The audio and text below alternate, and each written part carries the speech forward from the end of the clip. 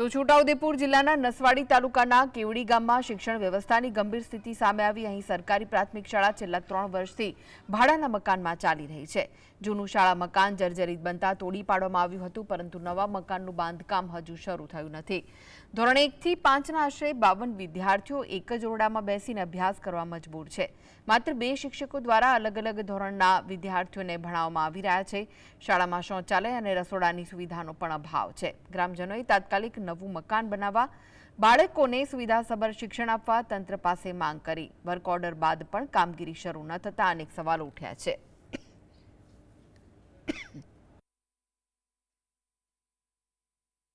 Private મકાનમાં એક જ ઓરડો હોવાના કારણે 1 થી 5 ધોરણ સુધી ચાલે છે અને 2 શિક્ષકો છે ખરા, પણ એ એક જ ઓરડામાં બેસાડીને ભણાવવાનું ખૂબ મુશ્કેલી પડે છે। જાજરા બાથરૂમની પણ વ્યવસ્થા નથી અને મધ્યાહન ભોજનની પણ બનાવવાની પણ વ્યવસ્થા નથી, જેના કારણે બીજે દૂરથી બનાવીને પછી અહીંયા આગળ બાળકોને નાસ્તો આપવા આવે છે। તો અમારી એટલી જ માંગ છે કે આ કેવડી પ્રાથમિક શાળા વહેલી તકે બને, જેથી કરીને અમારા બાળકોની તકલીફ દૂર થાય। અમે અહીંયા હાજર થયાને 1 વર્ષ થયું છે અને આ સ્કૂલ છે 3 વર્ષથી જર્જરિત હાલતમાંથી અહીંયા અત્યારે 3 વર્ષથી પાકા મકાનમાં ચાલુ છે। હાલતનું અમે 2 શિક્ષક છે અને 1 થી 5 ધોરણમાં 52 બાળકોની સંખ્યા છે।